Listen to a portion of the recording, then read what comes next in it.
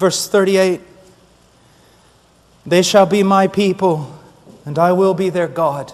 He doesn't say, I hope so, maybe, if I get lucky, if I can get enough evangelists to work with me, maybe this will all come out right. He says, I am going to pull a people for me.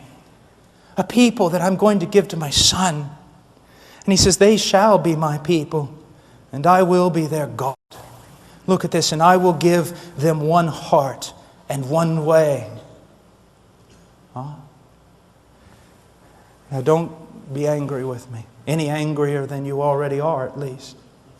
But listen to me. The 70s and 80s and all the Jesus marches and everyone weeping and crying. The church is so divided. The church is not one. My dear friend, let me tell you something. If the church is not one, there is a prayer out there that God the Father did not answer for His Son. And this new covenant promise has failed. So I want to redirect you a little bit. I want to submit to you, the church is one. She's always been one. Have you ever sat down on an airplane or maybe met someone in a marketplace you didn't even know? And you being maybe Baptist or Mennonite or this or that, but truly evangelical, truly Christian, you talk to them for no more than a few minutes and you discover, bam! It's a believer. This is a live one. And at that moment, you'd give your life for him. You'd give your life for him. I remember one time we were in Departamento Amazonas in Peru, and it was during the time of the Sendero Luminoso and the civil war that was going on there. We rode 22 hours up in the back of a grain truck under a black tarp, and at about midnight, we pulled the tarp off, the truck stopped, and we jumped off into the jungle. We stayed the night just at the edge of the jungle and made our ways up to a place called Ingenio in Tambolic. About halfway up, we got lost in the dark the next day. So we were praying, me and my dear friend Paco, we were praying, "Oh God, give us some direction. We're lost. We don't, if we're found in here, the terrorists owned the place, the military wouldn't even go in." And we cried out, "Oh God, give us some direction. Help us." We heard a bell. Then we heard somebody talking. It was a strange conversation at first, we thought. But then we realized it was a little boy coming in from the fields with his burro, and he was talking to his burro. And so we got behind him and we followed him. Then we stood on the edge of the town, little village, huts, adobe homes.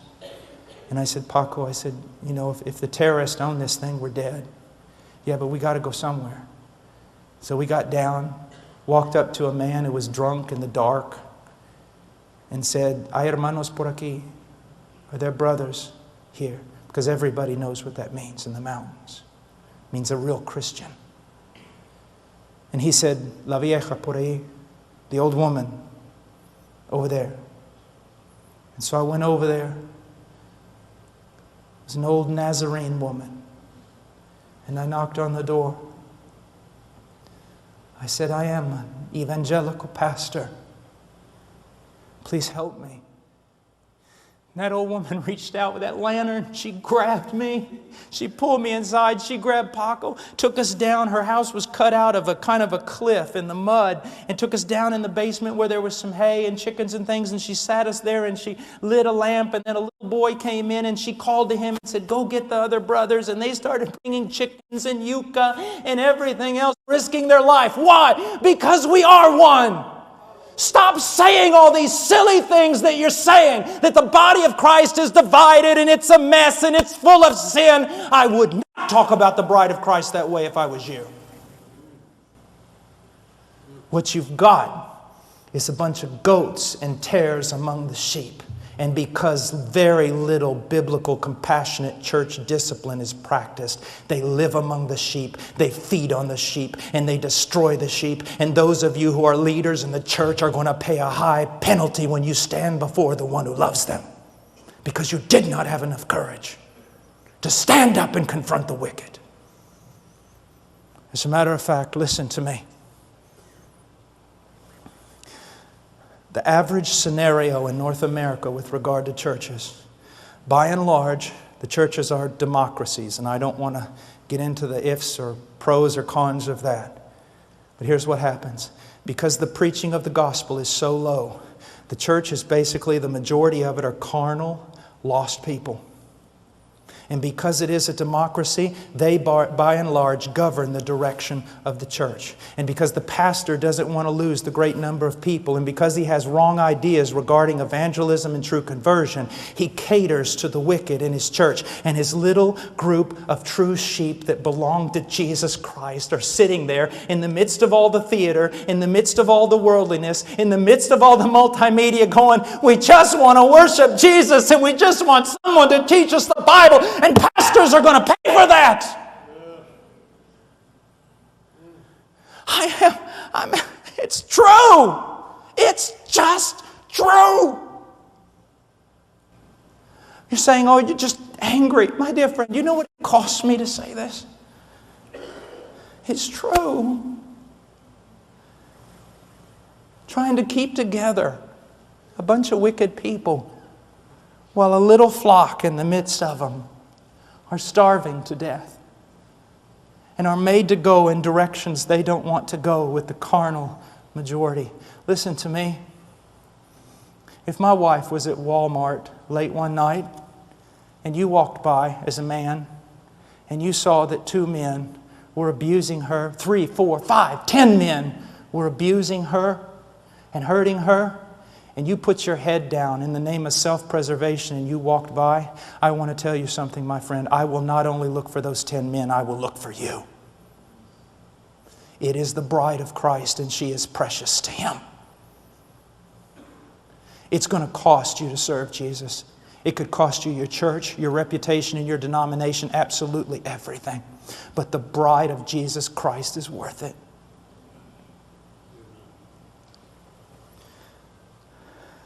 And look what it says. I love this. Look, 39, I will give them one heart and one way. And what is that way? It's Christ and it's holiness. Every true believer I've ever met spoke much of Christ and had a longing desire to be more holy than they were. More conformed to Christ. And look, I will give them one heart and one way, that they may fear me always, for their own good and for the good of their children after them. Oh, what a text that is. But let's just go on really quickly. I will make an everlasting covenant with them, that I will not turn away from them to do them good. Now, we just read this and so many people who are wicked, who are lost, they just go to church on Sunday. They hear this verse. Yes, God has made an everlasting covenant with me. He will never turn away from me. Never, never. I'm secure because of God's grace. But they fail to read the second part. And look what it says. I will make an everlasting covenant with them, that I will not turn away from them to do them good. And I will put the fear of me in their hearts so that they will not turn away from me. The evidence that God's made an everlasting covenant with you, sir, is that He's put the fear of God in you so that you will not turn away from Him. And if you turn away from Him and He does not discipline you and you continue turning away from Him, it is evidence that He has not put His fear in you. You have not been regenerated and you have no covenant with God at all. Oh, it's true. He says, pay close attention to yourself and to your teaching. Preserve in these things, for as you do this, you will ensure salvation, both for yourself, for those who hear you. Let's just finish with this. This verse means almost nothing in the evangelical community today. How many pastors do you think and preachers take it seriously? I need to pay close attention to myself to ensure salvation for me and for those who hear me. I have a question, Pastor. When was the last time you examined your own life to see if you were in the faith? To see if you really know Him. You see, my dear friend, I have great assurance when I study my own conversion, when I discuss it with other men, when I look over the 25 years of my pilgrimage with Christ, I have great assurance of having come to know Him. But even now, if I were to depart from the faith and walk away and keep going in that direction into heresy, into worldliness, it could be the greatest of proofs that I never knew Him. that the whole thing was a work of the flesh. I know what I'm saying is outstanding to you. You think, oh my, I've never heard such a thing.